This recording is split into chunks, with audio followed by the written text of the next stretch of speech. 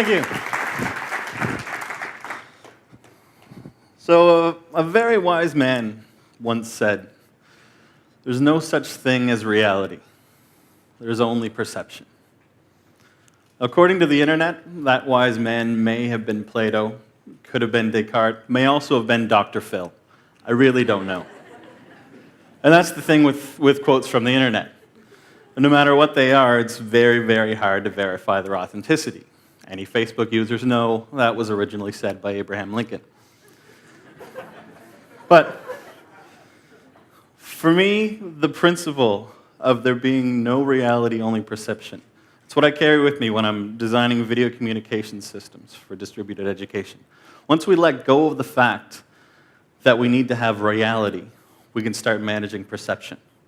If we want to have a face-to-face classroom experience with a student and they can't physically be in the same place, we don't have the technology where we can actually teleport them there. That's not there yet. All we can do is use technology to simulate that experience. And if we're just simulating experiences only using perceptions, we know that perceptions are not always reliable. Anyone who's ever been to a magic show, you know you can't always trust what you see. So if we can understand these perceptions well enough, we can start to manipulate them. And we can start using technology to manipulate your perceived reality. So what I'm talking about is the experience, the classroom experience. I don't want to take anything away from online courses, online learning. We already had a few comments about that already today. But I really believe that that is going to be a huge part of the future of education. But we're so entrenched in this classroom experience, this face-to-face, the learner to student. I don't think that's going to be going away anytime soon. Now, the problem with communicating face-to-face through technology is that technology creates a barrier for a lot of people. There's two people in my life that I think about when I think about this kind of stuff. There's my daughter, who's 8 years old, and there's my mother, who is older. The other day, I came into the living room, my daughter's on my laptop. I'm thinking she's playing a game or something, but no. She is actually on her teacher's website doing math problems. I didn't know this website existed. She's in grade 3 and is already engaged in online learning. My mother, on the other hand, still has a VCR. The clock on that VCR still flashes 12 o'clock. So how can we possibly create technology experiences that are engaging enough for the students who grow up in a world where they're immersed in it from the time they're born, but accessible enough for faculty and teachers who did not grow up in that same world with that same experience? So what we need to do is take that technology and make it invisible. We need to make it disappear so that there's no longer someone talking to a camera and someone watching a screen. It's two people talking face to face. Now, making technology invisible, I've already talked about magic. That's not exactly what we're doing. We want to create systems that can disappear in the background. Example I'll tell you about is not necessarily from education, and it's not really a system that I had anything to do with.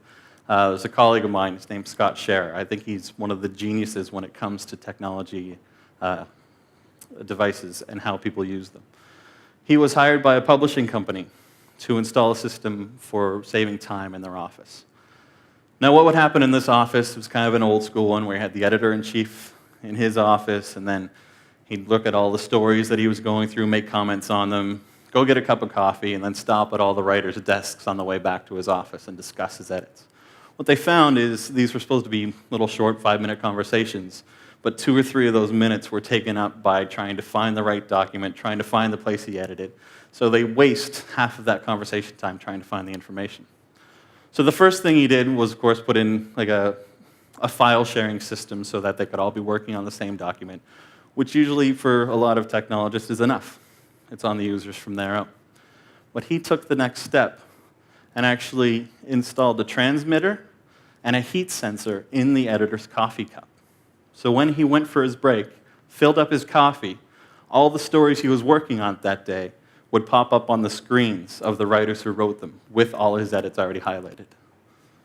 It's not necessarily all that advanced. All those components have been around for years, but using that way takes the technology completely out of the picture. No one has to learn how to use it. It just happens.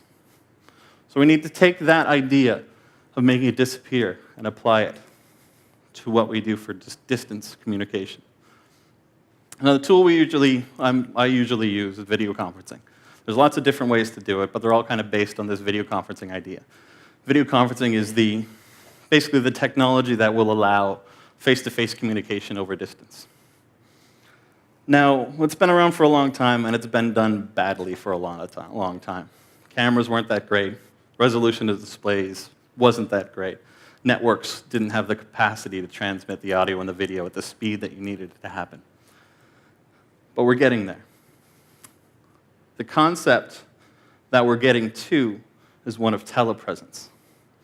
Now, telepresence is one of those beautiful English words that has had so many horrible things done to it by marketing departments, that its meaning doesn't really mean what it's supposed to. So what does telepresence mean? When you want the truth, of course, you go to Wikipedia. I think Aristotle was the first one to say that. But this time, Wikipedia actually gets it right. They define telepresence as using technology to make the user feel as though they were present or they had an effect at a place other than where they are. So video conferencing is a technology. Telepresence is a feeling. We're using technology to create feelings in people. Trying to create feelings other than frustration, which is the usual technology feeling. Now, what we need to do to make this effective is enable nonverbal communication.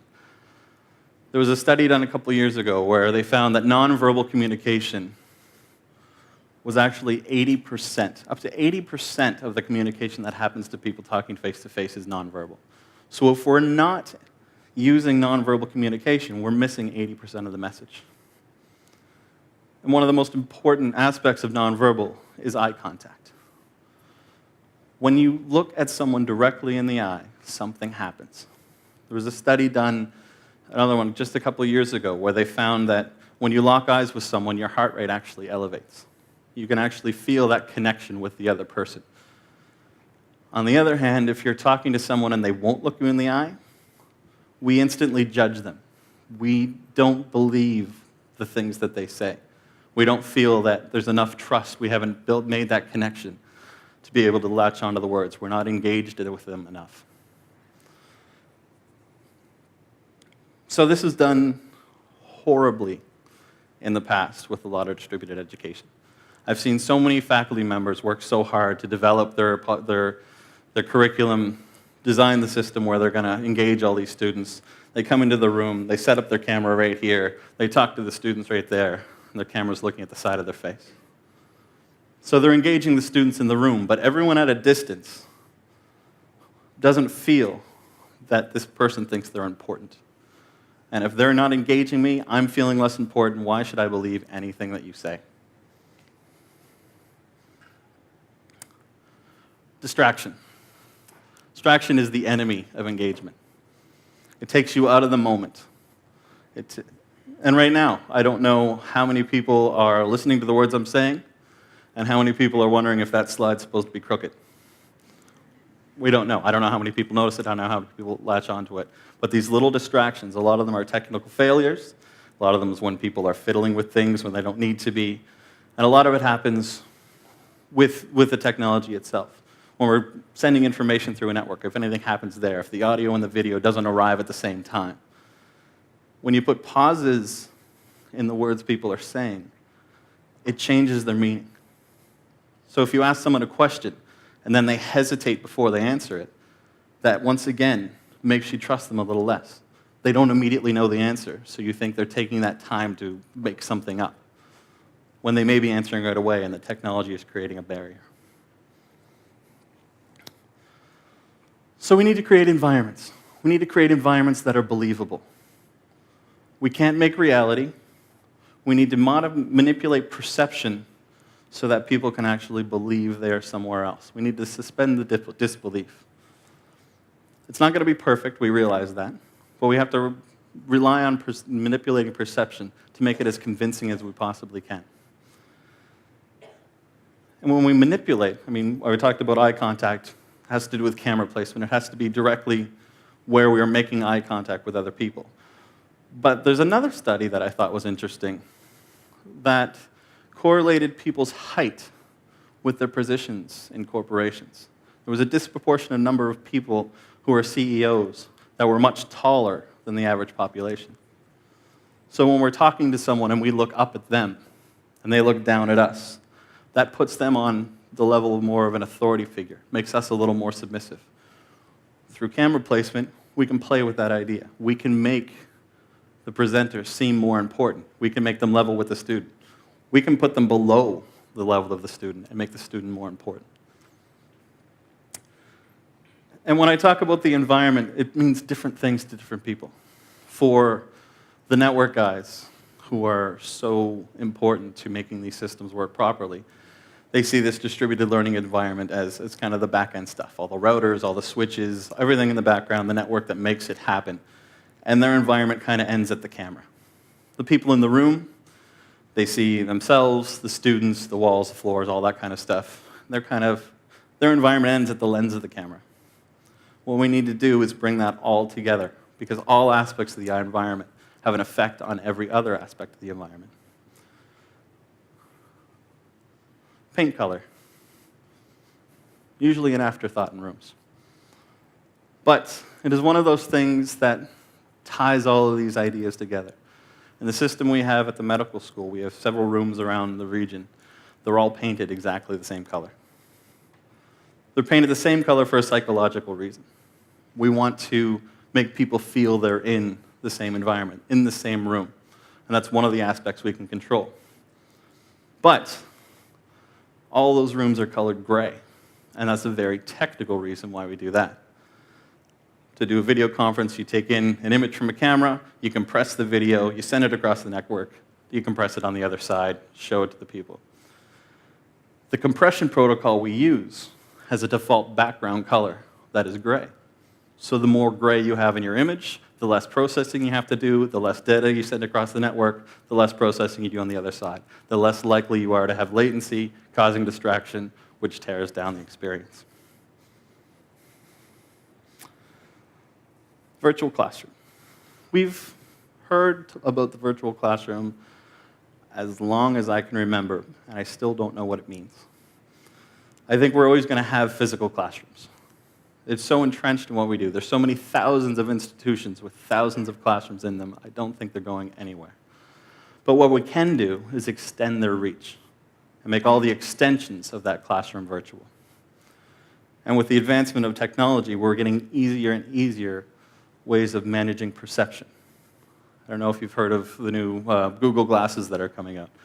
They're not just the only ones doing it. There's several companies that are taking the image on a screen, and instead of looking at the screen and having all this world around you, they're putting it in the glasses, putting it right in your face so they can easier manage the whole environment. There's another company that's putting this technology into contact lenses. So then everything that you see, everything you can perceive, is colored by the technology. So then once we understand your perceptions, we can manipulate it. And if we can fully manipulate perception enough to convince you that you are in a different place than where you are, then we don't have to have the students there in order for them to be present. Thank you very much.